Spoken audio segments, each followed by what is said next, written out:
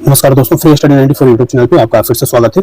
आज हम बात करेंगे Bihar current affairs day to day और आज की न्यूज हम देखेंगे कि 27 अगस्त को न्यूज पेपर में हमारे लिए क्या है, यानी हमारे एग्जामिनेशन के लिए क्या है। तो सबसे पहले यहाँ पे न्यूज कहा जा रहा है कि सूबे में यानी बिहार में 32 औद्योगिक पार्क विकसित किए जाएंगे। ठीक है ना, 32 औद्योगिक पार्क को जो है ना सरकार की तरफ से विकसित करने की बात किया जा रहा है। और दूसरा जो न्यूज है, उद्योगों में निवेश पर 10 और 25 एकड़ जमीन जो है ना मुफ्त देने की घोषणा किया गया है। और नीतीश कुमार जो बिहार के मुख्यमंत्री हैं, इन्होंने जो है बिहार औद्योगिक निवेश प्रोत्साहन पैकेज 2025 को अनाउंसमेंट किया है। तो इसके बारे में ये काफी इंपॉर्टेंट न्यूज हो जाएगा आपके लिए। इसके साथ साथ हम देखेंगे कि प्रधानमंत्री मोदी जी 15 सितंबर को पूर्णिया हवाई अड्डे का शुरुआत करेंगे और पटना मेट्रो को अगले माह जो है ना इसको हरी झंडी दिखा दी जाएगी, यानी उसका शुभारंभ कर दिया जाएगा। तो ये कुछ इंपॉर्टेंट आर्टिकल है जो बीपीएससी यानी आगामी बिहार एग्जामिनेशन के लिए इंपॉर्टेंट है। कुछ नेशनल न्यूज को भी हमने कवर किया है। जैसे आपको पता होना चाहिए कि आज से टैरिफ जो एक्स्ट्रा जो लगा है ट्रंप के द्वारा, अमेरिका के द्वारा, वो लागू हो गया है। तो वो किन किन क्षेत्रों पे उसका प्रभाव देखने को मिलेगा, ये सारी चीजों पे हम डिस्कशन कर लेंगे।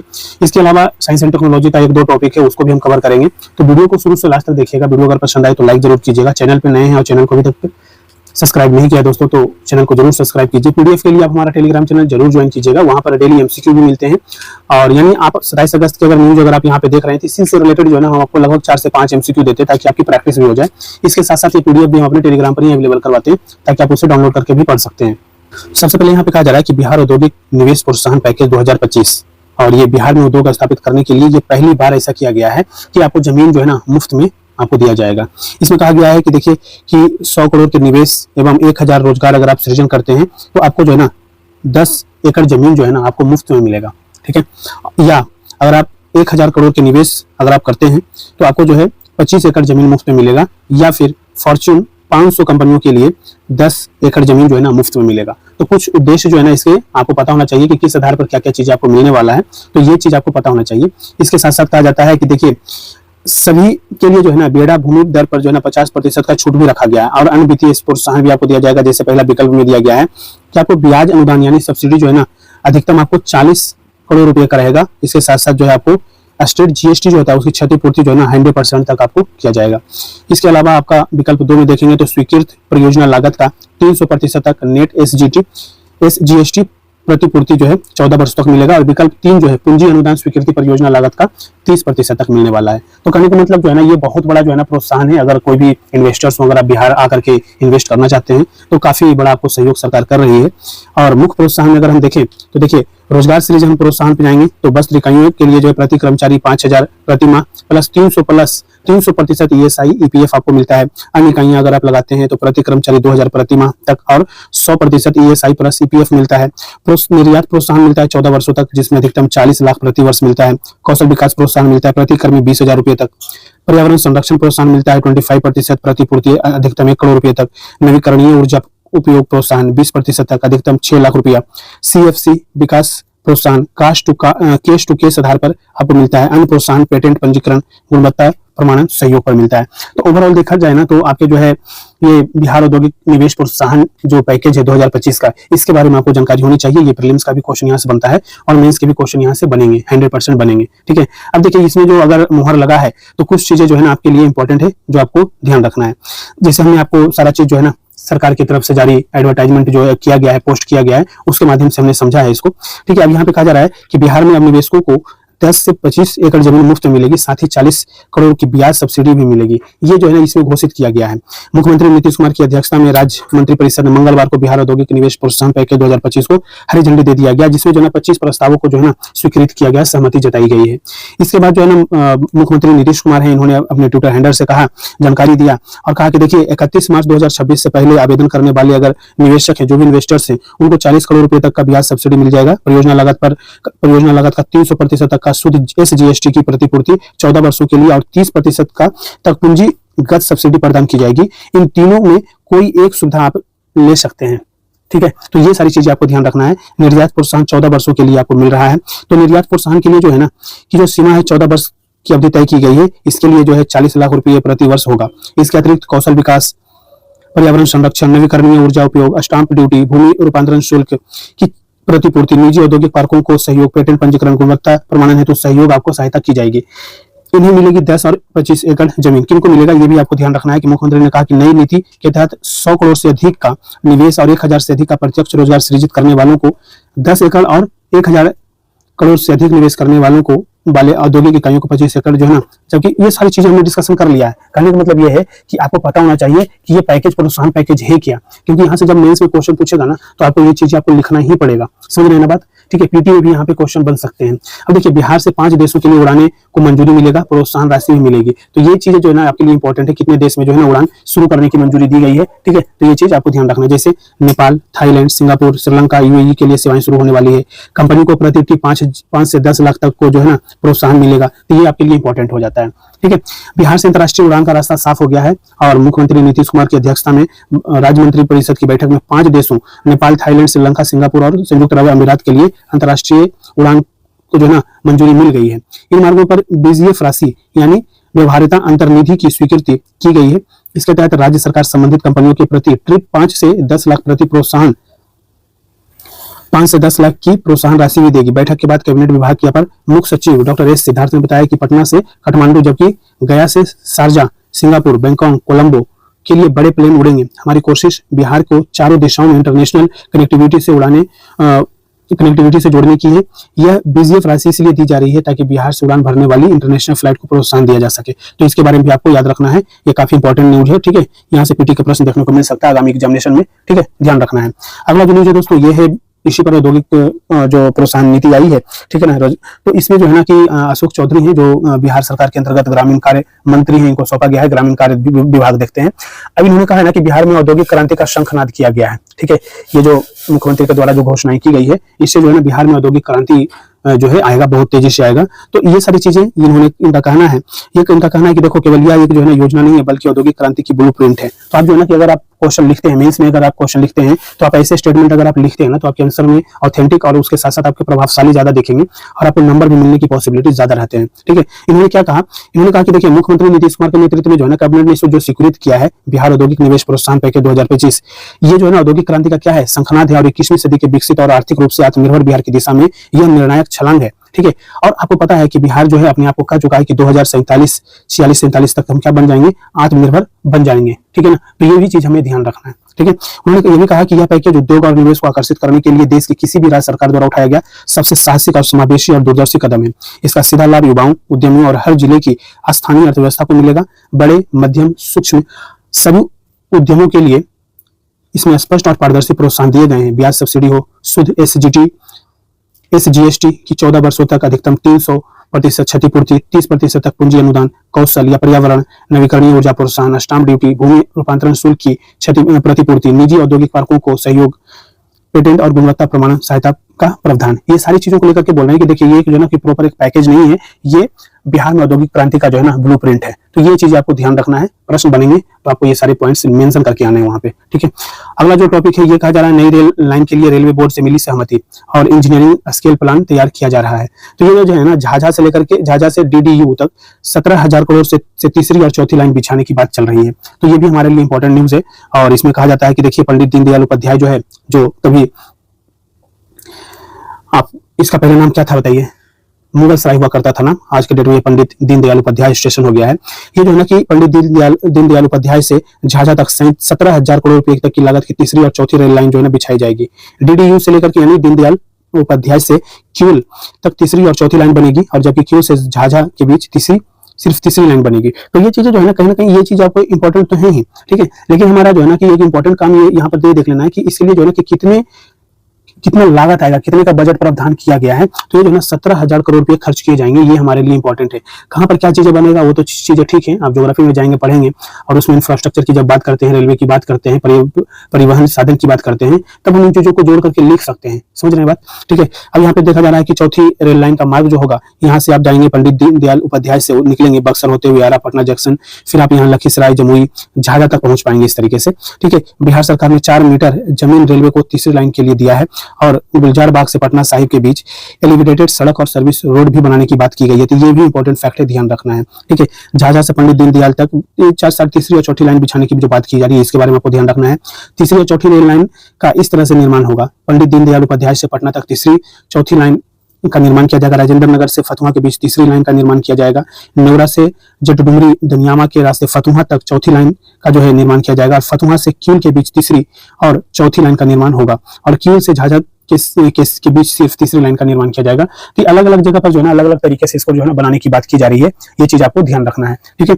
नेक्स्ट यहाँ पर कहा जा रहा है अतिरिक्त लाइन बनाने से ट्रेनों की रफ्तार में बढ़ोतरी। ऑलरेडी आप समझिए कि ज्यादा लाइनें रहेंगी तो कहीं ना कहीं जो है ना कि जो ट्रेनें जहां तहां जो है रास्ते में रुक जाती है उससे सिग्नल नहीं मिलने के कारण, तो वो जो है ना उस समस्या से भी दूर हो जाएंगे, ठीक है, समस्या भी खत्म हो जाएगा। दूसरी चीज ये है कि लगातार जो है ट्रेन का जो है आवागमन होता रहेगा, ठीक है, कहीं पर भी गाड़ी को ट्रेन को रोक करके दूसरे गाड़ी को पास देने की जरूरत नहीं पड़ेगी। तो ये सारी चीजें जताई जा रही है कि देखिए वर्तमान में जो है ना झाझा से डीडीयू के बीच में जो है नियमित 280 से 292 ट्रेन प्रतिदिन गुजरती है, ठीक है, जो 2 लाइन के हिसाब से बहुत अधिक है। त्योहार और विशेष परिस्थितियों में यात्रियों को अधिक भीड़ के कारण रेलवे स्पेशल या पूजा स्पेशल ट्रेन भी चलाता है।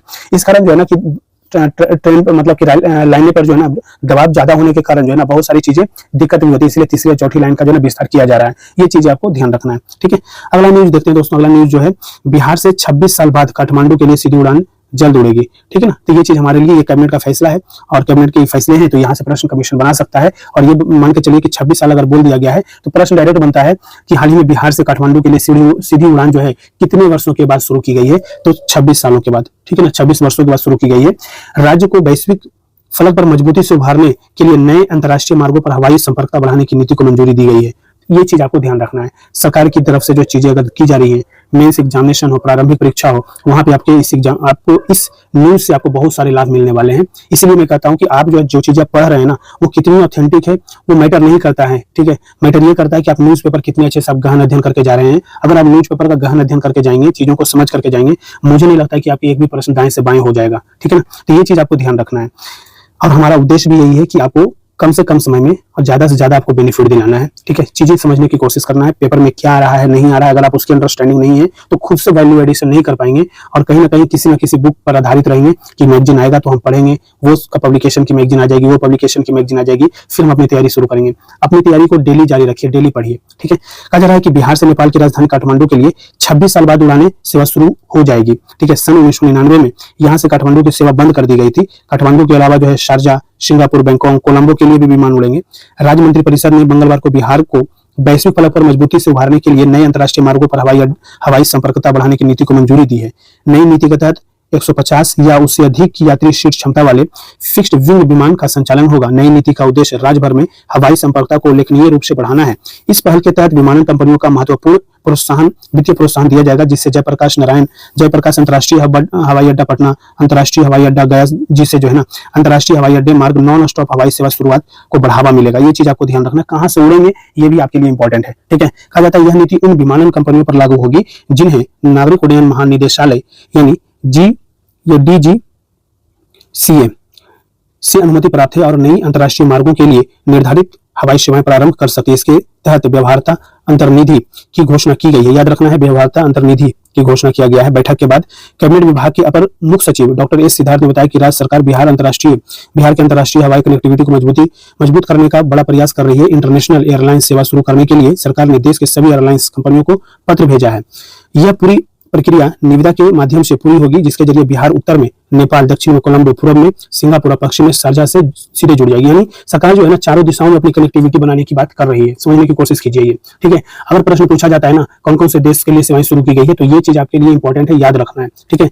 इस कदम से बिहार की राष्ट्रीय अंतर्राष्ट्रीय लॉजिस्टिक नेटवर्क में हिस्सेदारी बढ़ेगी, पर्यटन और उद्योग दोनों क्षेत्र को मजबूती मिलेगी, जिससे रोजगार में अवसर बढ़ेगा। अब ये खुद सोचिए कि अगर उड़ाने अगर इंटरनेशनल उड़ाने होगा तो हमारे जो प्रोडक्शन जो है ना वो भी तो बढ़ेगा ना। अब खुद सोचिए कि अगर हम इंडस्ट्री लगा रहे हैं तो कहीं ना कहीं कनेक्टिविटी रहेगी तो हम अपनी जो अगर हमारी इंडस्ट्री में कोई भी चीज उत्पादन होगा तो उसको हम दूसरी विदेशी बाजार में भी तो लेकर जा सकते हैं ना। तो इससे क्या होगा कि हमारी मांग बढ़ जाएगी, हमारी जो है कहीं ना कहीं रोजगार बढ़ेगा। रोजगार के साथ साथ जो है ना सरकार की क्या होगा, स्टेट जो GDP है वो भी कहीं ना कहीं बढ़ जाएगा। समझ रहे हैं ना। तो ये भी चीज हमारे लिए इंपॉर्टेंट है। कहा जाता है कि अपर सचिव जी का कहना है कि यह स्पष्ट है कि BGF उन हवाई जहाजों के लिए होगी जिनकी यात्रियों की बैठने की क्षमता कम से कम 150 होगी। इससे कम क्षमता वाले प्लेन के लिए यह सुविधा नहीं दी जाएगी। यह छोटे प्लेन के लिए नहीं है, साथ ही यह सुविधा केवल सीधी उड़ान के लिए मिलेगी, वाया उड़ानों को सहायता नहीं दी जाएगी। तो ये भी चीज आपको ध्यान रखना है। तो ओवरऑल हमारे लिए जो है ना अंडरस्टैंडिंग की बात यही है कि सरकार जो है ना पटना से काठमांडू, गया से शारजा, गया से बैंकॉक, गया से कोलंबो, गया से सिंगापुर, ये 5 जगह पर जो है ना चीजें चला रही है, ठीक है। इसके अलावा आपको अलग अलग ट्रिप के लिए अलग अलग राशियां मिलेंगी। ठीक है, तो ये ध्यान रखना है। सहायता राशि का आधार होगा अंतर्राष्ट्रीय उड़ानों के लिए 500 किलोमीटर तक 5 लाख रुपया, और 500 किलोमीटर से 3500 किलोमीटर तक जाते हैं तो 10 लाख रुपया मिलेगा। 150 या उससे अधिक सीटों के लिए विमानों पर यह संचालन लागू किया जाएगा, ये काम शुरू किया जा रहा है, तो ये इंपॉर्टेंट है, ध्यान रखना। अगला जो न्यूज है दोस्तों, इस पर हम बात कर लेते हैं। कहना है ये है, देखिए यहाँ पर मुख्यमंत्री नीतीश कुमार ने पूर्वी पटना के विकास के लिए 341 करोड़ रुपए की 5 परियोजनाओं का जो है ना कार्यारंभ किया है, शुभारंभ किया है। ठीक है, तो ये भी चीजें आपको ध्यान रखना है। हमारे लिए इंपॉर्टेंट की चीज ये हो जाती है कि कोई भी चीज, जैसे अगर मुख्यमंत्री अगर आपके उद्घाटन करते हैं या फिर कहीं पे कोई घोषणा करते हैं, हमारे एग्जामिनेशन के पॉइंट ऑफ व्यू से इंपॉर्टेंट हो जाता है। अगर नेशनल मुद्दे में अगर बात करें तो जहां से अगर प्रधानमंत्री की तरफ से कोई भी चीज घोषणा की जाती है वो हमारे एग्जामिनेशन के पॉइंट ऑफ व्यू से इंपॉर्टेंट हो जाता है, तो वो चीज हमारे लिए जो है ना बहुत इंपॉर्टेंट है। कहा जाता है कि सिटी के भद्रघाट से दीदारगंज तक 8 किलोमीटर 4 लेन सड़क बनाया जाएगा, इसके लिए घोषणा किया गया है। ठीक है, यहाँ पर देख लेते हैं सबसे पहले योजना किस किस चीज पे क्या क्या मद खर्च किए जाएंगे। तो देखिए 158.40 करोड़ से गायघाट कंगन घाट दीदारगंज तक लंबाई 7.80 किलोमीटर गंगा के किनारे पुराने पथ का चौड़ीकरण और निर्माण किया जाएगा। और 61.95 करोड़ रुपए की लागत से गायघाट में जेपी गंगा पथ से सटे नदी की और डॉन ड्राइव का कार्यारंभ किया गया, ये आपको याद रखना है। 99.26 करोड़ लागत की पटना साहिब की तख्त श्री हरमिंदर जी कंगन घाट में मल्टी लेवल पार्किंग के निर्माण का कार्य का शिलान्यास किया गया है। और 14.05 करोड़ रुपए की लागत से पटना सिटी के मंगल तालाब में पर्यटकीय सुविधाओं का विकास किया जाएगा। और 7.77 करोड़ लागत की पटना सिटी के मंगल तालाब में नागरिक सुविधाओं का विकास कार्य का शिलान्यास किया गया है। तो ये आपके जो है ना 5 योजनाओं की घोषणा किया गया है, ये आपको ध्यान रखना है। ठीक है, कहा जाता है कि देखिए अगर ये सारी चीजें हो जाती है ना तो पटना सिटी के लोगों को आवाजाही में आसानी होगी, समझ रहे बात, तो ये चीज ध्यान रखना है। 100 करोड़ रुपए के बांध सुरक्षा तटबंध मजबूत होंगे, ये भी बात की गई है। गायघाट से सटे, इसके लिए कोई ज्यादा जरूरी है 5 योजना है, ये आपको ध्यान रखना है। ठीक है, अगला जो न्यूज है ये देख लेते हैं। आप सबको बार बार हर दिन लगभग जो है ना ये चीजें आ रही हैं कि हीरो एशिया कप राजगीर 2025 में जो है ना ये होने वाला है हॉकी का, तो ये हमारे लिए इंपॉर्टेंट है। ठीक है, इसमें कितने देश शामिल हो रहे हैं तो ये आपको याद रखना है, 8 देश शामिल हो रहे हैं। ठीक है, और बिहार में खेल आंदोलन हर पंचायत में गठित खेल क्लब होगा, ये भी आपके लिए इंपॉर्टेंट है, ये आपको ध्यान रखना है। 8 देशों की पुरुष हॉकी टीम महारथियों के बीच चैंपियनशिप का मुकाबला शुरू होने वाला है। देखिए यहाँ पर चांद लिखा हुआ है, तो चांद जो है ना शुभंकर है, जो कि ध्यानचंद का जो है ना एक रूप है, ध्यान रखना ये बात। ठीक है ना, और ये कब से कब तक चलेगा तो ये भी आपके लिए इंपॉर्टेंट है। 29 अगस्त से 7 सितंबर तक चलेगा, तो ये डेट आपके लिए जो है ना बहुत इंपॉर्टेंट है ये डेट। ठीक है, और ये कहाँ शुरू किया जा रहा है तो राजगीर खेल परिसर में ये शुरू किया जाएगा। 29 अगस्त से 7 सितंबर तक चलने वाला 8 देशों के साथ ये श्रृंखला होने वाला है हीरो एशिया कप राजगीर में। ठीक है, अगला जो न्यूज है दोस्तों, ये कहा जा रहा है कि सूबे में यानी राज्य में जो है ना 32 औद्योगिक पार्क विकसित किए जाएंगे, इसकी घोषणा किया गया है, तो ये भी हमारे लिए इंपॉर्टेंट हो जाएगा। औद्योगिक पार्क के लिए जो है ना 14,600 एकड़ जमीन का अधिग्रहण होगा, ये भी हमारे लिए ध्यान रखना है। ठीक है, तो अब कहा जाता है ना कि राज्य में पिछले 1.25 साल के दौरान जो है ना 32 औद्योगिक पार्क विकसित करने की योजना बनाई गई है, और इसके लिए 14,000 अगले पिछले 1.25 साल में, देखिए राज्य में पिछले 1.25 साल के दौरान 32 औद्योगिक पार्क विकसित करने की योजना बनाई गई। इसके लिए 14,600 एकड़ जमीन का अधिग्रहण होगा। इनमें 2700 एकड़ जमीन सरकारी जमीन होगी, जिनमें 700 एकड़ का स्थानांतरण किया जा चुका है, और 2000 एकड़ जमीन के अधिग्रहण की प्रक्रिया चल रही है। इसके लिए बेड़ा ने 8000 एकड़ जमीन अर्जित की है। इसके अलावा 7 शहरों में नए औद्योगिक क्षेत्र की मंजूरी दी गई है। देखिए 7 शहर में, वो 7 शहर का नाम आपको जो है ना पता होना चाहिए। ठीक है, तो ये सारी चीजें जो है एग्जामिनेशन के पॉइंट ऑफ व्यू से यहीं से निकलते हैं प्रश्न, कुछ और नहीं निकलेगा। ये कैबिनेट की मंजूरी है, कैबिनेट के पास से ही चीजें जाती है ना, कि अब सरकार के पास तथ्य बनाने का, फैक्ट बनाने का, या कमीशन के पास एक प्रश्न बनाने का दायरा कहां से जाएगा, यहीं से निकल करके आएगा। सो करंट इश्यूज का प्रश्न कहीं और से नहीं जा सकता। ठीक है, मंगलवार को जो है यानी कल राज्य मंत्रिपरिषद ने इस फैसले पर अपनी मुहर लगा दी, और बैठक के बाद मुख्य सचिव अमृतलाल मीणा ने बताया कि जहां जहां औद्योगिक पार्क विकसित किए जा रहे हैं वहां सेरेल और सड़क मार्ग की सुविधा का ध्यान रखा गया है। पूर्णिया एक्सप्रेस वे के पास पूर्णिया के नगर अंचल में 66.91 करोड़ से 279.65 एकड़ जमीन अधिग्रहण किया जाएगा। जन वितरण प्रणाली के डीलरों के लिए के कमीशन में 52% की वृद्धि की गई है, इसके लिए भी फैसला किया गया है। ठीक है, इसके साथ ही राज्य में दिव्यांग युवा एवं युवतियों को स्वरोजगार और उद्यमिता के लिए भी एक नई योजना मुख्यमंत्री दिव्यांग जन उद्यमी योजना को स्वीकृति दी गई। ये देखिए एक नई योजना शुरू किया गया है दिव्यांगों के लिए, मुख्यमंत्री दिव्यांग जन उद्यमी योजना स्वीकृति की गई है। इसके बारे में भी आने वाले, अभी तो इसकी स्वीकृति मिली है, इसकी डिटेल जब आ जाएगा तो उस पर भी हम डिस्कस कर लेंगे। यानी आज आपके न्यूज़पेपर में ये चीजें आई हैं, कल जो है इसकी डिटेल भी आ जाएगी, तो कल इस पर हम डिस्कशन भी कर लेंगे। ठीक है, अब सबसे इंपॉर्टेंट तो ये है कि 3 पनबिजली जो है ना परियोजनाएं बंद होंगी। कौन कौन सी बंद होंगी, तो ये बंद हो या शुरू हो, ये आपके एग्जामिनेशन के लिए इंपॉर्टेंट हो जाएगा। कहा जाता है कि राज्य की 3 निर्माणाधीन पनबिजली परियोजना जैसे बरबल, रामपुर, नटवार बंद होगी, और 9 अन्य बिजली घरों तेजपुरा, डेहरा, सिपाहा, बलिदाद,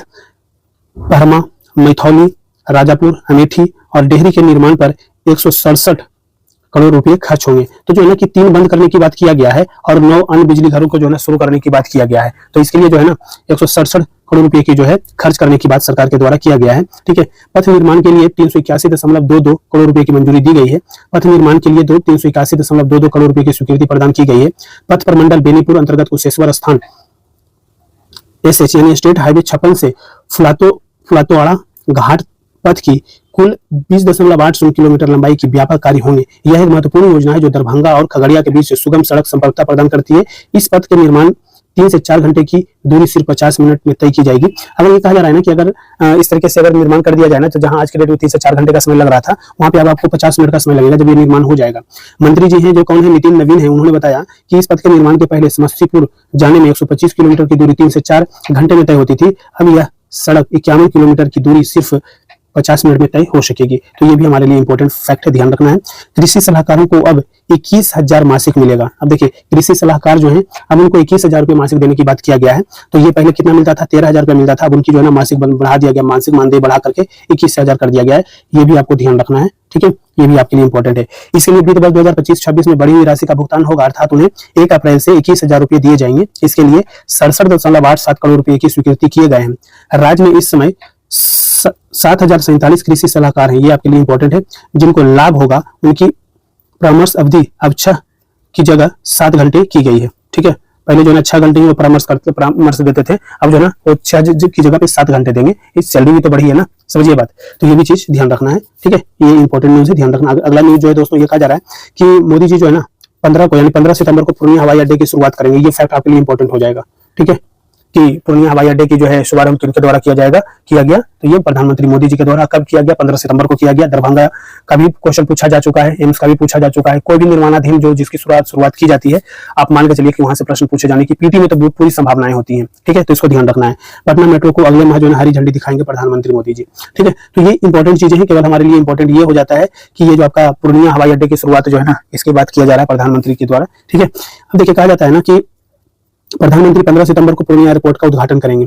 ये ऐसा किनका कहना है, तो ऐसा उप मुख्यमंत्री हैं सम्राट चौधरी जी हैं, ठीक है, उन्होंने ऐसा बात कही है, ठीक है। तो ये चीज हमारे लिए इंपॉर्टेंट हो जाता है, इसको ध्यान रखिएगा, ठीक है। 4 एयरपोर्ट हो जाएंगे बिहार में पूर्णिया 4 एयरपोर्ट हो जाएंगे बिहार में पूर्णिया हवाई अड्डे उद्घाटन से। आज के डेट में कितने हैं, तो अभी 3 हैं, ठीक है, ये चौथा हो जाएगा। ये भी आपके लिए तथ्य हो जाएगा, ठीक है ना। कहा जाता है कि हाल ही में जो है ना मोदी जी की लगातार जो है बिहार में दौरा चल रहा है, और आप देखते होंगे कि लगातार अभी बिहार में लगभग 3, साढ़े 3, 4 महीने में जो है इनकी 5वीं जो है ना दौरे हो जाएंगे। तो ये भी हमारे लिए इंपॉर्टेंट है, ठीक है, कि जो है दौरा कभी प्रधानमंत्री जी ने नहीं किया है बिहार का। इलेक्शन का भी समय है, समझने की कोशिश कीजिए। भारत यही रुकने वाला नहीं है और बेहतर बनाना है, ठीक है, बेहतर बनाना है। ये जो है ना मोदी जी अभी अहमदाबाद में है, वहां पर ये बात कर रहे हैं और कह रहे हैं कि देखिए अगर विकसित राष्ट्र में बनाना है तो हमें रुकना नहीं चाहिए, लोकल फॉर वोकल पे, और हमारी जो है ना कि अपने आत्मनिर्भरता को लेकर के हमें काम करनी है, तभी जाकर के हम जो है ना 2047 में हम भारत को विकसित राष्ट्र बनाने की जो दिशा में हम आगे बढ़ रहे हैं, उसके लिए स्वदेशी आंदोलन बहुत जरूरी है। तो स्वदेशी आंदोलन आपके जो है ना मॉडर्न हिस्ट्री का भी टॉपिक है, ठीक है ना, वहां से भी प्रश्न पूछा जा सकता है। आप आज के डेट में मॉडर्न हिस्ट्री स्वदेशी आंदोलन उस समय के जो है ना स्वदेशी आंदोलन का तुलना कर लीजिए, ठीक है ना, क्यों चीजें ऐसी आई थी, आंदोलन क्यों शुरू किया गया है। तो आपके लिए जो है ना एक प्रश्न पीटी में भी बन सकता है, मेंस में भी बन सकता है, ध्यान रखना है आपको। अगला जो न्यूज है दोस्तों ये कहा जा रहा है कि केंद्र सरकार के एकेडमिक बैंक ऑफ क्रेडिट की रिपोर्ट आई है, जिसमें जो है राज्य के 3 लाख छात्रों के क्रेडिट अपार से नहीं जुड़े हैं। तो ये चीज हमें देख लेना है कि क्या है आखिर ये अपार के बारे में। हमने आपको पहले ही बताया था इसके बारे में, ठीक है, पीछे वाले वीडियो में भी हमने डिस्कशन किया था। अब कहा जाता है कि बिहार के 3 लाख छात्रों ने क्रेडिट कार्ड अपार कार्ड से नहीं जुड़े हैं। केंद्रीय शिक्षा मंत्रालय की रिपोर्ट से यह सामने आया है कि ठीक है, मंत्रालय ने अपनी वेबसाइट पर विश्वविद्यालयों के छात्रों को अपार कार्ड बनने और उनकी क्रेडिट से जुड़ने की रिपोर्ट जारी की है। बिहार के 19 विश्वविद्यालय एकेडमिक बैंक ऑफ क्रेडिट से रजिस्टर है। शिक्षा मंत्रालय की रिपोर्ट है कि उसके मुताबिक कहा जा रहा है कि बिहार के उच्च शिक्षण संस्थानों में पढ़ने वाले 17.68 लाख छात्रों का अपार कार्ड बन चुका है। इसका सत्यापन भी हो चुका है। इसमें 14.29 लाख छात्रों के ही अपार कार्ड से क्रेडिट जोड़े गए हैं। BRA में 3 लाख छात्रों के अपार कार्ड बनाए गए हैं। इनमें सबके अपार कार्ड से क्रेडिट जोड़ दिए गए हैं। DSW प्रोफेसर आलोक प्रताप का कहना है कि अपार कार्ड बनाने और क्रेडिट जोड़ने का काम भी अभी चल रहा है। तो ये चीज जो है ना, जिनका नहीं जुड़ा है वो जुड़वा लीजिएगा, ठीक है। डिजिटल डिग्री के लिए अपार कार्ड और क्रेडिट रहना जरूरी है डिजिटल डिग्री के लिए, ये चीज ध्यान रखना है। केंद्र, बिहार सरकार और राजभवन ने सभी विश्वविद्यालयों को निर्देश दिया है कि छात्रा के अपार कार्ड अनिवार्य रूप से बनाएं। अपार कार्ड में छात्रों के क्रेडिट भी जोड़ना है ताकि डिजिटल डिग्री तैयार कर उसे डिजी लॉकर में डाला जा सके। अपार कार्ड उसमें क्रेडिट बिना डिग्री बनाने में परेशानी आएगी। शिक्षा मंत्रालय ने अपार कार्ड बनाने वाले टॉप 5 विश्वविद्यालय की सूची जारी की है। इसमें BRABU तीसरे स्थान पर है। अपार कार्ड बनाने और उसमें क्रेडिट अपलोड करने में बिहार का मौलाना मजहरूल हक अरबी फारसी विश्वविद्यालय सबसे पीछे है। इस विश्वविद्यालय में अब तक सिर्फ 194 छात्रों की अपार कार्ड पर ही क्रेडिट अपलोड किया गया है, तो ये चीज ध्यान रखना है। BRABU में परीक्षा फॉर्म भरने में अपार कार्ड अनिवार्य। कहा जाता है कि BRABU में स्नातक का परीक्षा फॉर्म भरने में अपार कार्ड अनिवार्य किया गया है। परीक्षा नियंत्रक प्रोफेसर राम कुमार का कहना है कि स्नातक दूसरे सेमेस्टर की परीक्षा में वही छात्र फॉर्म भरेंगे जिनका अपार कार्ड है। तो आपको जो आपके लिए जो है ये चीजें इंपॉर्टेंट हो जाता है।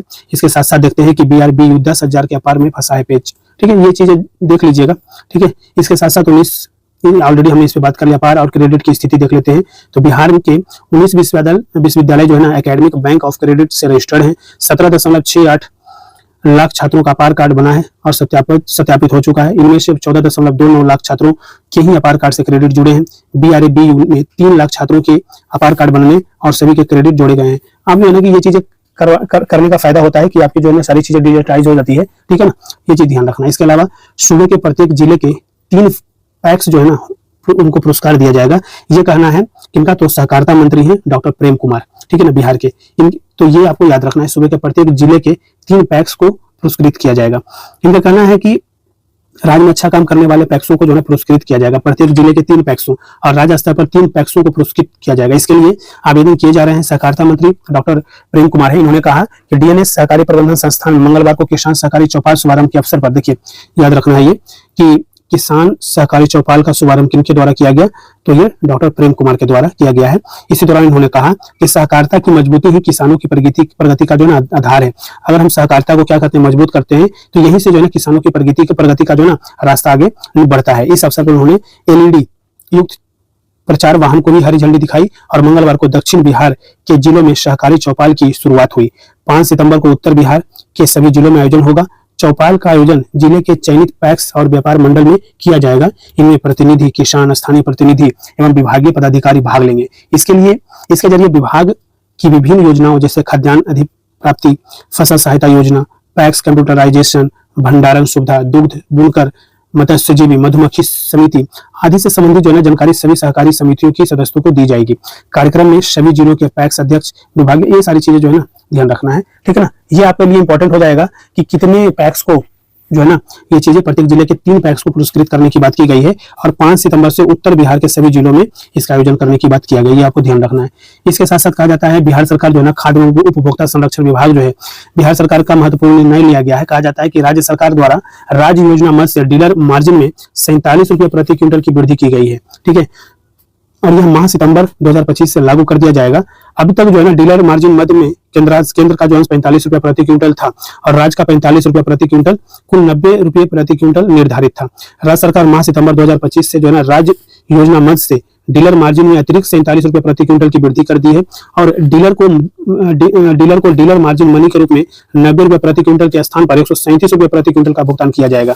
तो ये भी चीज आपके लिए इंपॉर्टेंट है। इससे फायदा क्या होगा कि इसका उद्देश्य जो है ना इस पहल से जन वितरण प्रणाली के अंतर्गत कार्यरत जो डीलर हैं उनकी आर्थिक रूप से उनको प्रोत्साहन मिलेगा और खाद्यान्न वितरण की व्यवस्था को और बेहतर भी बनाया जा सकता है, ठीक है। तो ये सारी चीजें आपको याद रखना है। सरकार के द्वारा ये लिया गया है, कितनी की बढ़ोतरी की गई है, तो 47 रुपये प्रति क्विंटल की वृद्धि कर दी गई है, ठीक है। तो ये आपको याद रखना है।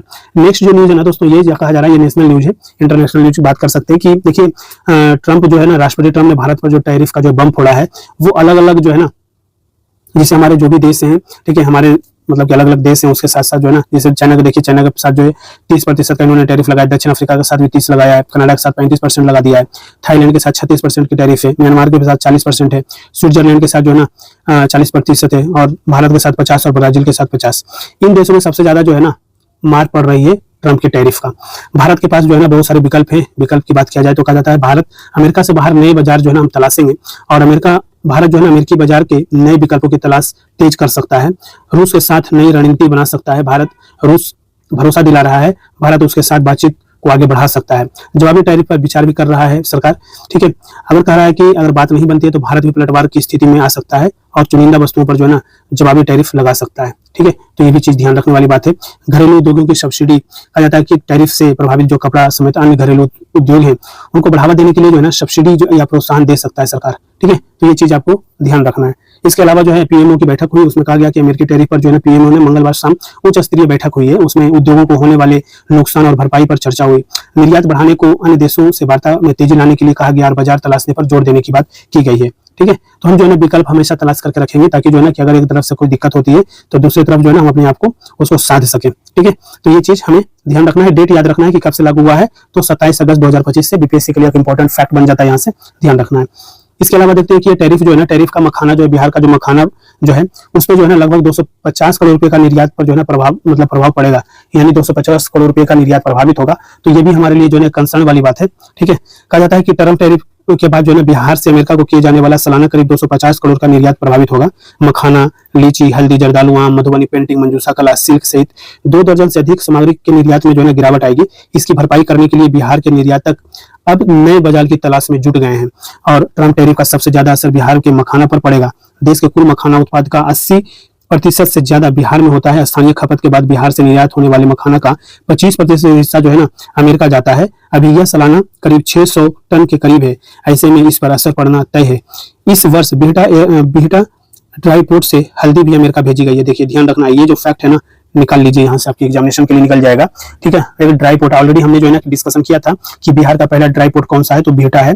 वहां से जो है ना अमेरिका हल्दी भेजा गया है, ये भी आपके लिए इंपॉर्टेंट है। इसके अलावा मधुबनी पेंटिंग, मंजूषा कला, लीची, हैंडलूम, भागलपुरी सिल्क भी जो है ना पूछा हुआ कमीशन है, क्वेश्चन ऑलरेडी ऐसे पूछा हुआ है। और ये जितने भी देख रहे हैं ना, कतरनी चावल हो, लीची हो, ये क्या है, ठीक है, मधुबनी पेंटिंग है, ये कहीं ना कहीं जीआई टैग भी है। ठीक है, तो ये सारी चीजें हमारे लिए इंपॉर्टेंट हो जाता है।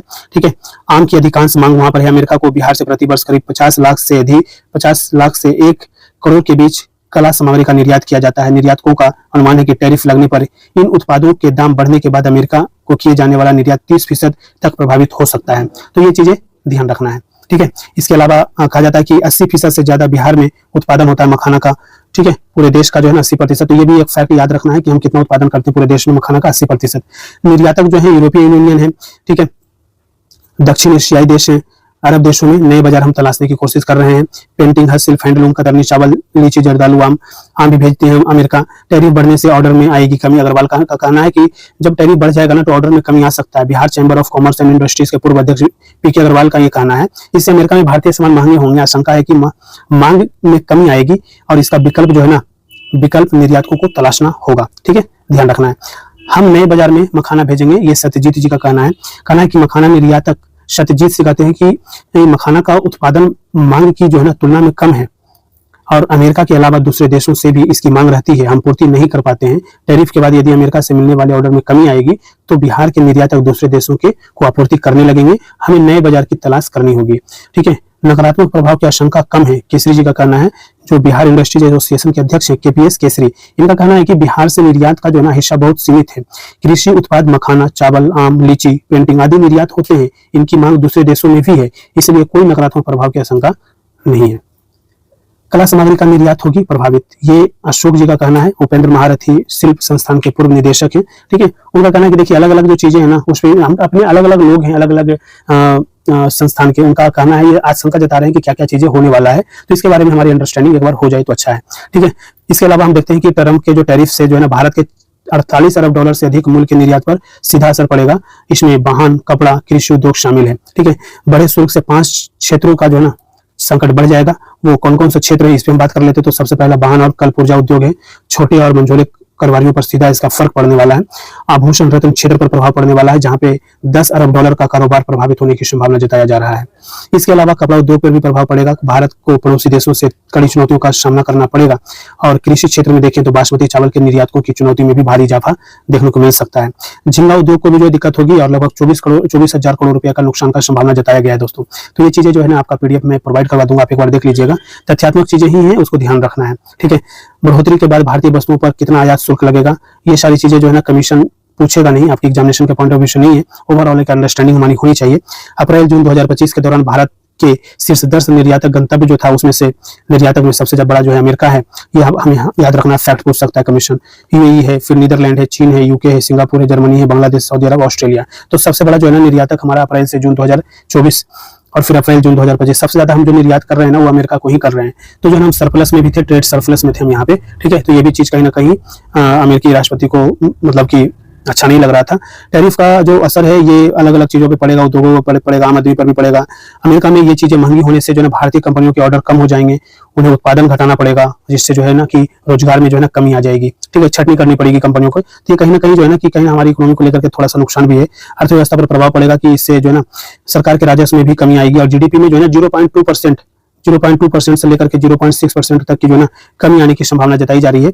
और भारतीय अर्थव्यवस्था निर्यात पर कम निर्भर है, भारतीय अर्थव्यवस्था जो निर्यात पर कम निर्भर है। अगर हम बात करें ना तो देश निर्यात सबसे ज्यादा, देखिए अलग अलग देशों के साथ जो है ना चीजें आपको हम कितने परसेंट किस चीज पे निर्भरता है ये चीजें ध्यान रखना है, ठीक है। थोड़े थोड़े फैक्ट हैं इस पे ध्यान रखिए। अब एक न्यूज और है, ऑलरेडी हमने बताया था आपको कल की जो हमारे पटना हाईकोर्ट के जो मुख्य न्यायाधीश है विपुल मनु भाई पंचोली जी हैं, इनको सुप्रीम कोर्ट में जो है ना पदोन्नति करने की बात की गई थी, लेकिन जो है ना जस्टिस नागरत्ना जी हैं, न्यायाधीश हैं, उन्होंने जो है ना सुप्रीम कोर्ट के ही न्यायाधीश हैं, तो उन्होंने कहा कि सुप्रीम कोर्ट के जो है जज है ये, इन्होंने कहा कि देखिए पंचोली जी को जो है ना पदोन्नति नहीं कर सकते हैं। उसके पीछे का रीजन उन्होंने बताया कि देखिए कि जो पंचोली जी हैं इनसे जो है ना कि वरिष्ठम जो है ना 52 ऐसे अधिकार मतलब कि जज हैं, ठीक है ना, जो उनसे सीनियर हैं, ठीक है। और जो कहा जा रहा है कि 2031 तक जो है वो सीजीआई बन सकते हैं पंचोली जी, उसका इन्होंने प्रॉपर विरोध किया है, ठीक है ना। कॉलेजियम फैसले को जो है कॉलेजियम सिस्टम को इन्होंने मतलब पर जो है आपत्ति जता दी कि देखिए आपके जो फैसले हैं वो निराधार है, ठीक है। तो ये चीज हमें ध्यान रखना है, ठीक है। देखिए कहा जा रहा है कि इन्होंने कहा कि हाईकोर्ट के जजों की वरिष्ठता अगर देखें तो रैंक में देश भर में सभी हाईकोर्ट के न्यायाधीशों में अभी 97वें स्थान पर है। कौन? ये विपुल मनु भाई पंचोली जी में 97 यानी 57th पोजीशन पर है ये। और जस्टिस नागरत्ना ने सुप्रीम कोर्ट में क्षेत्रीय प्रतिनिधित्व के मुद्दे को भी उठाया है, ठीक है। तो ये चीज हमेशा ध्यान रखिए, यहाँ से प्रश्न जो है ना पीटी में भी पूछा जाता है कॉलेजियम सिस्टम को लेकर के, और मेंस में का हीटेड टॉपिक होता है। कॉलेजियम ने 25 अगस्त की बैठक में केंद्र के न्यायमूर्ति पंचोली का नाम की सिफारिश 4-1 की बहुमत से की थी। इस कॉलेजियम में chief justice B R. Gavai, justice Suryakant, justice Vikram Nath, justice J K. Maheshwari के अलावा जस्टिस नागरत्ना शामिल रहीं। यदि न्यायमूर्ति पंचोली सर्वोच्च न्यायालय के जज बनते हैं तो अक्टूबर 2031 में वो न्यायमूर्ति जय माल्या बागची के सेवानिवृत्त होने के बाद भारत के प्रधान न्यायाधीश बनने की कतार में शामिल हो जाएंगे। सुप्रीम कोर्ट की एकमात्र महिला न्यायमूर्ति नागरत्ना ने अपनी असहमति के कई कारण प्रस्तुत किए। ये एकमात्र जो है वर्तमान में भी क्या है, न्यायमूर्ति हैं, ठीक है, सुप्रीम कोर्ट में, ये आपको ध्यान रखना है। इसके अलावा कहा उन्होंने कि न्यायमूर्ति पंचोली की पदोन्नति उनकी जो है कम वरिष्ठता और गुजरात हाईकोर्ट से पटना हाईकोर्ट में स्थानांतरण की परिस्थितियों के मद्देनजर न्यायपालिका के लिए विपरीत प्रभाव डालने वाली होगी, ठीक है। इसके अलावा इन्होंने कहा कि देखिए न्यायमूर्ति नागरत्ना ने यह उल्लेख भी किया कि उनकी नियुक्ति को आगे बढ़ाना कॉलेजियम प्रणाली की विश्वसनीयता को कमजोर करता है। उन्होंने न्यायमूर्ति पंचोली की जुलाई 2023 में स्थानांतरण को एक संवैधानिक पूर्वक विचारित कदम बताया। जस्टिस नागरत्ना ने सुप्रीम कोर्ट के क्षेत्रीय प्रतिनिधित्व के मुद्दों को भी उठाया। इसके साथ साथ उन्होंने कहा कि करीब 3 माह पहले गुजरात हाईकोर्ट के एक और जज जस्टिस एन.बी. अंजारिया भी सुप्रीम कोर्ट को में पदोन्नत हुए। गैर सरकारी संगठन न्यायिक जवाबदेही और सुधारों के लिए अभियान ने भी बयान में कॉलेजियम के निर्णय को पारदर्शिता के मानकों का उल्लंघन बताया गया है। CJAR ने जस्टिस नागरत्ना की असहमति का जिक्र करते हुए कहा कि यह स्पष्ट नहीं कि कॉलेजियम को न्यायमूर्ति पंचोली की सिफारिश करने में क्या प्रभावित किया, ठीक है। तो ये चीजें जो है ना हमें ध्यान रखना है, कॉलेजियम सिस्टम के बारे में आपको पढ़ लेना है, ठीक है। और पटना हाईकोर्ट के जो मुख्य न्यायाधीश हैं विपुल मनु भाई पंचोली, और आप बीपीएससी देने जा रहे हैं तो शायद ये प्रश्न देखने को मिल सकता है इस बार, क्योंकि काफी जो है ना अभी हाल ही में इनकी नियुक्ति भी हुई है पटना में, ठीक है। और ये लगातार न्यूज में बने हुए हैं। अगला जो न्यूज है दोस्तों, ये कहा जा रहा है ब्रह्मोस मिसाइल से लैस 2 युद्धपोत जो है ना एक साथ हमने नौसेना में शामिल कर लिया है। वो कौन है? उदयगिरी और हिमगिरी, ठीक है। तो ये चीजें हमारे लिए इंपॉर्टेंट हो जाएगा। कहा जाता है कि रक्षा मंत्री ने विशाखापट्टनम में किया स्टेल्थ युद्धपोतों का जलावरण। 8 ब्रह्मोस मिसाइल और उन्नत हथियारों और सेंसर से लैस उदयगिरी और हिमगिरी, ठीक है। तो ये जो स्टेल्थ युद्धपोत है ये ध्यान रखना है, ठीक है ना। और ये भी कहा गया, देखिए दोनों की खूबियों की अगर हम बात करें तो कहा जाता है कि युद्धपोत का नाम जो है ना INS उदयगिरी F-35 और INS हिमगिरी F-34 के नाम पर रखा गया है, ठीक है। तो ये चीज आपको ध्यान रखना है, ठीक है। इन युद्धपोतों ने सेवा मुक्त होने से पहले 30 वर्षों से अधिक समय तक देश की सेवा की है। दोनों युद्धपोत सुपरसोनिक सतह से सतह मार करने वाली मिसाइल, मध्यम दूरी की सतह से हवा में मार करने वाली मिसाइल, 76 MMR गन और 30 mm और 12.7 mm क्लोज इन हथियार प्रणालियों से लैस, ध्यान रखना है। उदयगिरी और हिमगिरी में डिजाइन स्टेल्थ रडार की पहुंच से बच निकलने की क्षमता है। हथियार और सेंसर प्रणालियों की महत्वपूर्ण सुधार किए गए हैं, तो यह हमारे लिए इंपॉर्टेंट हो जाएगा। नीलगिरी क्लास की स्टेल्थ फ्रिगेट्स को कोड के तौर पर प्रोजेक्ट 17 अल्फा के नाम भी दिया गया है, तो ये ध्यान रखना है, ठीक है ना। इसे नौसेना के प्रोजेक्ट 17 फ्रिगेट यानी शिवालिक क्लास के अगले चरण के तौर पर देखा जाता है। तो याद रखना ये भी चीज। 17 प्रोजेक्ट के इन युद्धपोतों में लगभग 75% स्वदेशी सामग्री का उपयोग किया गया, यानी ये स्वदेशी डेवलप है, निर्मित है। उदयगिरी और हिमगिरी के निर्माण में स्वदेशी तकनीक और उद्योगों का बड़ा योगदान रहा है। ये युद्धपोत उन्नत हथियार और सेंसर से लैस है। तो इसके बारे में जो है ना थोड़ी सी अंडरस्टैंडिंग हमें देखनी होगी, क्योंकि यहाँ से पीटी में भी प्रश्न पूछे जाएंगे। और अगर हम जहाँ बात करते हैं डिफेंस की, तो डिफेंस को लेकर के, हमारी सुरक्षा को लेकर के बहुत बड़ा एक मील का पत्थर साबित होने वाला है। जरूरत हुई तो नौसेना करेगी ऑपरेशन सिंदूर की शुरुआत, ठीक है, नौसेना प्रमुख ऐसा कहे हैं, ठीक है ना, ध्यान रखना है। सुरक्षा तक ही सीमित नहीं है नौसेना की भूमिका। इससे आगे की बात कर रहे हैं राजनाथ सिंह, ठीक है ना। इसके साथ साथ कहा जाता है कि स्वदेशी एयर डिफेंस फाइटर जेट और युद्धपोत से निर्णायक प्रहार की जो है तैयारी कर रहा है, हम लोग कर रहे हैं। इसके लिए जो है ना कहा जाता है कि 6 लाख करोड़ से अधिक है भारत का रक्षा बजट, ये आपके लिए एक फैक्ट बन जाता है, ठीक है। इसके साथ साथ जो है 50,000 करोड़ अतिरिक्त दिए गए हैं तीनों सेनाओं की जरूरतों को पूरी करने के लिए। 1.05 लाख करोड़ की स्वदेशी हथियार और रक्षा उपकरण खरीदने के प्रस्ताव को डीएसी ने मंजूरी दे दिया है, यह भी हमारे लिए इंपॉर्टेंट हो जाएगा। और 1.50 लाख करोड़ तक पहुंच गया है वित्त वर्ष 2024-25 में घरेलू रक्षा के उद्योग का टर्नओवर, ये हमारे लिए ध्यान रखने वाला चीज है, ठीक है। इसके साथ साथ जो है ना जो हमारे जो सीडीएस हैं अनिल चौहान, उनका कहना है कि अगर हम शांति चाहते हैं तो हमें युद्ध के लिए तैयार रहना होगा। उन्होंने ये भी कहा कि ऑपरेशन सिंदूर जारी है, ऐसे में हमारी रक्षा तैयारी उच्च स्तर की होनी चाहिए। इसके अंतर्गत हम देखते हैं कि ऑपरेशन सिंदूर शुरुआत होने के बाद से भारत, पाकिस्तान और चीन के दोहरे खतरे के निपटने के लिए किस तरह की तैयारी हम कर रहे हैं, ठीक है। तो ये चीज हमें याद रखना है, ठीक है। 70% जो है तक सेना की जरूरतें जो है ना घरेलू रक्षा उद्योग पूरी कर रहा है, और 1.9% जो है ना जीडीपी का खर्च हम करते हैं रक्षा पर, भारत के रक्षा पर 1.9%। तो ये आपके लिए फैक्ट इंपॉर्टेंट है, ठीक है। हम देखिए अलग अलग इन्होंने बताया कि देखिए हम किस क्षेत्र में किस तरीके से हम काम कर रहे हैं। तो सबसे इंपॉर्टेंट तो हम ये देख लेते हैं यहाँ पे कि सुदर्शन चक्र मिशन की बात कर रहे हैं कि ढाल की तलवार भी है, ये ढाल भी है और तलवार भी है। और 15 अगस्त 2025 को जो है प्रधानमंत्री मोदी जी के द्वारा सुदर्शन चक्र मिशन की जो है उद्घोषणा किया गया। और इसके अंतर्गत उन्होंने कहा कि देखिए भारत देश की जो है सीमाओं को हवाई हमलों से अवैध बनाने के लिए सुदर्शन चक्र मिशन पर काम कर रहा है। यह ढाल के साथ तलवार का काम भी करेगा, और 2035 तक भारत के पास स्वदेशी शील्ड होगी जो हमलों को रोकने के साथ जवाबी हमला भी करेगा। तो ये इसका लक्ष्य आपको याद रखना चाहिए कि कब यहाँ से एक फैक्ट बनता है 2035 तक हम इसे क्या करेंगे, डेवलप कर लेंगे, यानी अगले 10 वर्षों का हमारा ये प्लान है, ठीक है। अब कहा जा रहा है कि किफायती होंगे स्वदेशी एयर डिफेंस सिस्टम। हम जैसे बात करते हैं ना कि रूस से हम खरीदे हैं S-400 एयर डिफेंस सिस्टम, पहले से हमारे पास है, लेकिन भारत जैसे बड़े देश के लिए बड़ी संख्या में अत्यधिक एयर डिफेंस सिस्टम की जरूरत है। ऐसे में डीआरडीओ हर तरह के खतरों से निपटने के लिए सक्षम डिफेंस सिस्टम विकसित करने पर काम कर रहा है, और इसे प्रोजेक्ट कुश नाम दिया गया। याद रखिएगा प्रोजेक्ट कुश, ठीक है ना, प्रोजेक्ट कुश याद रखना है, बहुत इंपॉर्टेंट है। स्वदेशी एयर डिफेंस सिस्टम किफायती होते हैं और स्वदेशी मिसाइलें परिचालन लागत को काफी कम कर देगी। तो ये जो है ना प्रोजेक्ट कुश के बारे में आपकी अंडरस्टैंडिंग होनी चाहिए। ड्रोन की ताकत भी हम देख लेंगे कि ड्रोन की ताकत के लिए कहा जाता है कि भारतीय सेनाओं ने हमलावर ड्रोनों का कुशलतापूर्वक इस्तेमाल किया। सेना के ड्रोन ने कराची से लेकर के लाहौर तक पाकिस्तान के अहम ठिकानों पर हमले किए। ये सारी चीजें जो है ना बहुत इंपॉर्टेंट नहीं है, लेकिन यहाँ पर आप देखिए कि नेक्स्ट जेन की एक रिपोर्ट के अनुसार 2030 तक भारत की ड्रोन इंडस्ट्री का कारोबार 23 अरब डॉलर तक पहुंच सकता है। ऑपरेशन सिंदूर के बाद सेना की जरूरतों के लिए ड्रोन की मांग में तेजी का इसमें अहम योगदान होगा, ठीक है ना, ध्यान रखना है। इसके साथ साथ बहुत इंपॉर्टेंट लिया जाता है कि एक साथ 300 ब्रह्मोस हम दागने की क्षमता में हम डेवलप करने वाले हैं। कहा जाता है कि नौसेना का जो योजना है ना, ये है 2030 तक हम एक साथ जो है ना 300 ब्रह्मोस दागने की क्षमता से लैस हम हो जाएंगे, और नौसेना को 2 नए युद्धपोत उदयगिरी और हिमगिरी जब हमें मिल रहा है, तो यह युद्धपोत ब्रह्मोस दागने के लिए जो है सक्षम होंगे। ऑलरेडी हमने बात किया ही ऊपर, उसको आपको देख लेना है, ठीक है। तो ये भी चीज हमारे लिए है। स्वदेशी मिसाइलें हम बहुत अच्छे से डेवलप करेंगे, ये भी बात कर रहे हैं कि सतह से सतह पर मार करने वाली मिसाइलें हों, हवा से सतह पर मार करने वाली मिसाइलें हों, या भारत सभी तरह की अत्यधिक स्वदेशी मिसाइलों का उत्पादन कर रहा है। लड़ाकू विमानों से लॉन्च की जाने वाली ब्रह्मोस मिसाइलों को घातक हमले से पाकिस्तान ने भारत के युद्ध विराम के लिए फरियाद की थी। हवा से हवा में मार करने वाली स्वदेशी अस्त्र मिसाइल वायुसेना की सौंपी जा चुकी है। अब करीब 300 किलोमीटर की रेंज वाली अस्त्र मिसाइल पर काम हो रहा है। इससे हवा से हवा में मार करने वाली मिसाइलों के मामले में अभी भारत आत्मनिर्भर हो जाएगा। DRDO anti radiation missile Rudram की रेंज बढ़ाने पर भी तेजी से काम कर रहा है, तो आपको ये भी ध्यान रखना है। इसके साथ साथ जो है ना पहले होगी 83 तेजस विमानों की डिलीवरी। तो ये चीज हमारे पास जो है ना तेजस को लेकर के इंजन की बात थी कि इंजन हमारे पास है नहीं, तो हमने जो है ना इंजन बनाने के लिए जो है फ्रांस की कंपनी के साथ हमने जो है ना डील किया है कि जो लड़ाकू विमान के जो फाइटर जेट है, ठीक है ना, फाइटर जेट के, तो हमें एक फैक्टर ये भी बन जाता है।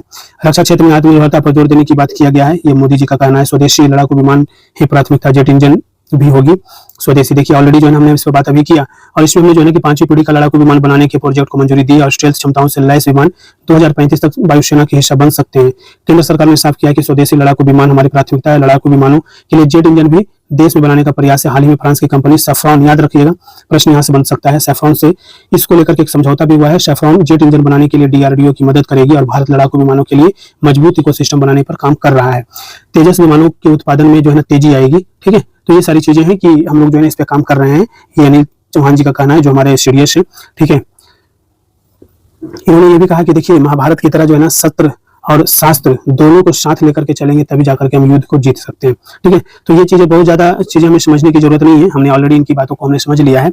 और इनका हम लोग का बार बार जो एक चीजें हैं कि देखिए हम लोग जो है ना कि प्रॉपर जो है अपना एक एयर डिफेंस सिस्टम जो है ना बना रहे हैं, अपना ढाल और तलवार की तरह ही हमारे लिए काम करेगा। तो इस पर भी हम बात कर लेंगे। इसके साथ साथ जो हम शांति प्रिय देश है, मगर शांति बनाए रखना है तो युद्ध के लिए तैयार रहना होगा, ये कहना है सीडीएस अनिल चौहान जी का। तो ये हमारे लिए इंपॉर्टेंट हो जाएगा। ठीक है, तो आप एक बार देख लीजिएगा इसको। वायुसेना प्रमुख ने थिएटराइजेशन योजना का पर चेताया, कहा कि पेट्र के अनुसार भारतीय वायुसेना प्रमुख एयर डिफेंस मार्शल एपीसी ने मंगलवार को थिएटराइजेशन योजना को जल्दीबाजी में लागू करने के खिलाफ चेतावनी दी। उन्होंने कहा कि दिल्ली में शीर्ष सेना अधिकारियों के साथ एक संयुक्त योजना और समन्वय केंद्र स्थापित करने का प्रस्ताव रखा ताकि तीनों सेनाओं के बीच बेहतर तालमेल सुनिश्चित किया जा सके। ठीक है, तो उसके लेकर के ये ज्यादा इंपॉर्टेंट नहीं है, आपको ये ध्यान रखना है, ये फैक्ट यहाँ से आपको याद रखना है।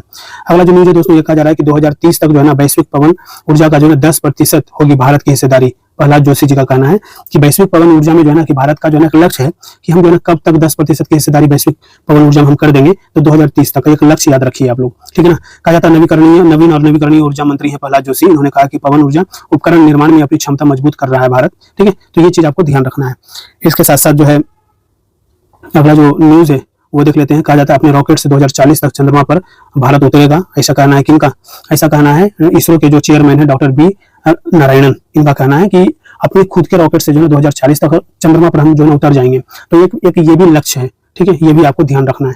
ठीक है ना, और ये सारी चीजें हैं, ज्यादा कुछ तो है नहीं। इन्होंने कहा कि देखिए लालटेन की रोशनी में हमने पढ़ाई की है, तो वो चीजें ठीक है। पहले तो लाइट हुआ नहीं करता था, तो लालटेन से डिग्री से पढ़ेंगे ही। ठीक है, क्योंकि इनका गोरखपुर से इनका संबंध है। ठीक है ना, तो ये चीजें मतलब कि गोरखपुर में मदन मोहन मालवीय प्रौद्योगिकी विश्वविद्यालय के दीक्षा समारोह में संबोधित कर रहे थे, तो ये चीजें इनका संबंध वहां से नहीं है, लेकिन वहां पे दीक्षांत समारोह में थे, तो इन्होंने बोला कि लालटेन की रोशनी में हमने पढ़ाई की है। ठीक है, ये चीजें देखना है। इसके अलावा दोस्तों एक लास्ट न्यूज कहा जा रहा है कि देखिए फीडे शतरंज विश्व कप जो है ना ये गोवा में 30 अक्टूबर से शुरू होने वाला है, और इसमें जो है ना विश्व चैंपियन जो है डी गुकेश, ऑलरेडी जो यूपीएससी ने जो डी गुकेश से जो है क्वेश्चन पूछा था इस बार, तो मैं इन चीजों को जो है इग्नोर नहीं करके चल सकते। तो डी गुकेश है, मैग्नस कार्लसेन है, ठीक आर प्रज्ञानंद जी हैं, इन जो है 206 खिलाड़ी जो है इस टूर्नामेंट में जो है भाग लेने वाले हैं, और 30 अक्टूबर से लेकर के 27 नवंबर तक ये जो है ना चलेगा। तो ये चीजें हमें ध्यान रखना है। ठीक है, तो इस तरीके से हमने जो है ना कि 27 अगस्त का जो मेन इंपॉर्टेंट न्यूज है, जिसमें बिहार स्पेशल और जो नेशनल इश्यूज है उस पर हमने चर्चा कर लिया है। अगर वीडियो पसंद आया तो लाइक जरूर कीजिए, और चैनल पे नए और अभी तक चैनल को सब्सक्राइब नहीं किया है तो प्लीज चैनल को जरूर सब्सक्राइब कीजिए। पीडीएफ के लिए हमारा टेलीग्राम चैनल जरूर ज्वाइन कीजिएगा, ताकि आप उसे डाउनलोड करके भी पढ़ सकते हैं। ठीक है, एमसीक्यूज भी लगाना ना भूलें। एमसीक्यूज के माध्यम से आपकी अंडरस्टैंडिंग पता चलती है कि आपने क्या पढ़ा है, क्या समझा है। ठीक है, तो आपकी पूरी की पूरी तैयारी होती है यहाँ पे। ठीक है, धन्यवाद, थैंक यू सो मच।